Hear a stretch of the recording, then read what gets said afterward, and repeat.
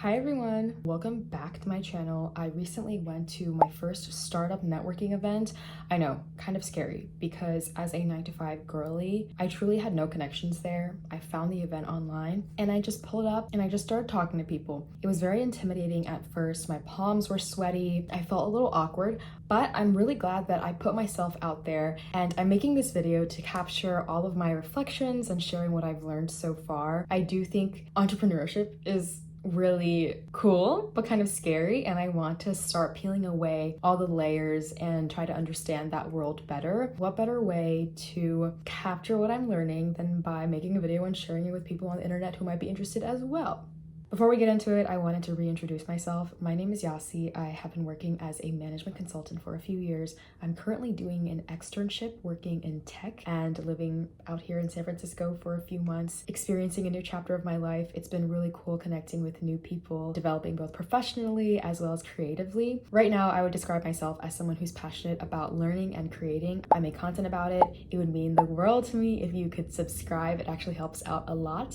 And without further ado, let's get into the topics I wanted to cover today. Topic number one, what to expect at networking events. If you are even remotely curious about the startup world or entrepreneurship in general, I would highly recommend going in person to these events. Yes, it's intimidating if it's your first time or you don't know anyone there. That's definitely how I felt, but you learn faster and absorb so much more information in these real life conversations, even if you're just sitting around listening to other people talk. So at the startup event that I went to, mind you, it was my first time, so I genuinely did not know what to say at first. I realized that number one, it's really normal for people to ask each other, are you a founder? And if so, what are you building? It seems like people are genuinely curious and or want to find potential partners and collaborators. And two, it's common for people to connect on LinkedIn on the spot immediately after speaking for a few minutes. That came as a culture shock to me because I don't even have LinkedIn on my phone. In the corporate 9-to-5 world, I'm more used to meeting someone, going home, looking them up, and then sending a request to connect. But I think in the startup world, everything just moves faster and people are more direct. Number three, sometimes investors are present at these networking events just to hear about what people are working on and find potential startups they can invest in. Totally makes sense. But that kind of created an interesting dynamic where after the panel discussions and we could all spread around and speak to each other, there would be a small line forming right in front of,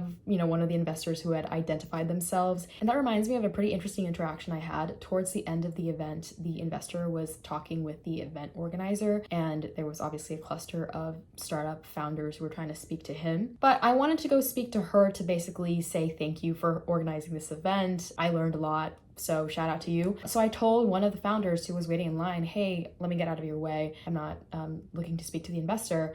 And he was like, oh, you're looking to speak to her? And I was like, yeah, I want to say thank you. Like, what do you mean? To wrap up this section, I would say the fourth thing to expect is sometimes they'll have rapid fire pitch rounds where everyone gets like 60 seconds. They may or may not have time to answer questions. They get to present a slide or two about whatever they're working on. It kind of is just a way for everyone to learn very quickly about what others are building and promotes the sense of like common learning and inspiration. I must say those rapid fire pitches were the highlight of my evening. As someone who is new to the startup scene, I've just been trying to learn, one, what are people working on? What kind of products are people building? And two, what are the characteristics and skills you should have to be a successful business leader, especially if you're non-technical like myself. Topic number two, misconceptions about startups. I'm sure the three things I'm about to share barely scratch the surface, but this event made me realize how many of my preconceived notions about startups are just wrong. So the first thing I learned in the panel discussion is that technology itself is rarely the differentiator,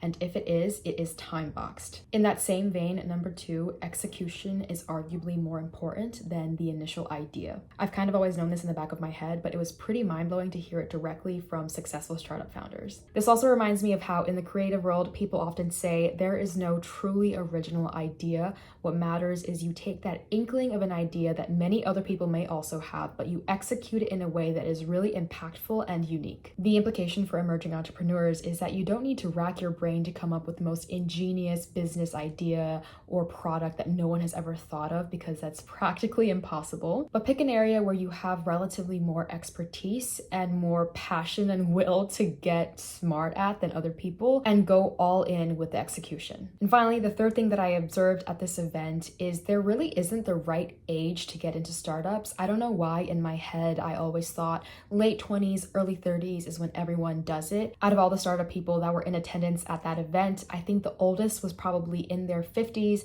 had retired from a whole first career and now venturing into something new, which is super inspiring. And the youngest person that I met that day was actually a college junior taking a gap year to build their product. Super impressive. Can't imagine that being me when I was a college junior. Topic number 3, important skills to develop. I will admit I am nowhere close to the full answer to this question, but I've identified 2 foundational skills that will get you started. One is communication/storytelling skills. As an entrepreneur, it is so important to be able to communicate your vision to people that work with you, people that will invest in you, people that you want to partner with, and really, really importantly, people who you want to sell with. Whether or not you're technical, having the ability to articulate your value proposition and what you're building and make people feel heard and seen in those conversations is just really, really fundamental, especially in events like the one I attended where you have 60 seconds to deliver your pitch and make a great first impression. It is imperative that people actually listen to you and you're getting your message across. Number 2 is making good decisions fast. One thing I learned from the panel discussion is oftentimes the product you start out with is not the product that will take you to the next level of growth. Very often you have to react to customers and the market,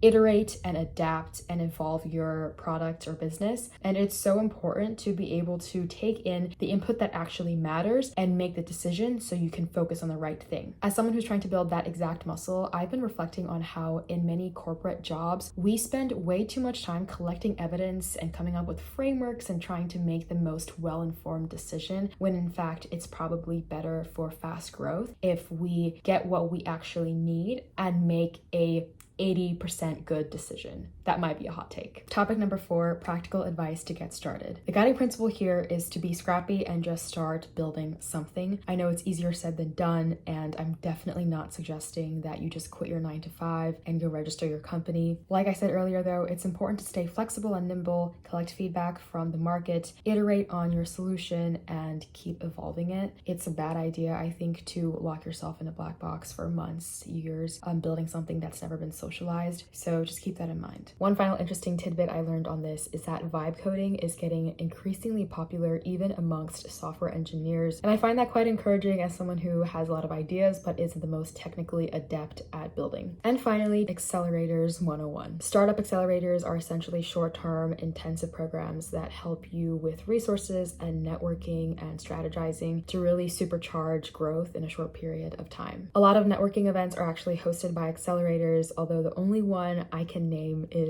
Y Combinator. I know it's kind of embarrassing, but I'm starting from zero. A lot of the founders at this particular event I went to asked questions along the lines of, when's the right time to apply for an accelerator? How do I stand out with my application and get selected? There are probably a few different schools of thought on this, and if you have an answer, feel free to drop it in the comments below. What I heard from the panelists though was, 1, the earliest you can get into an accelerator is when you are the expert on a problem, which is really encouraging. You don't need a fully fleshed out product. All you need is a strong fact base and conviction that in this market, there's a specific problem that you can solve and you know it better than anyone else. Another rule of thumb people shared was when you apply for an accelerator, it's best that you already have your first set of customers, which makes sense. The final question a lot of startup founders were asking these panelists was, how do I get selected by the competitive accelerators?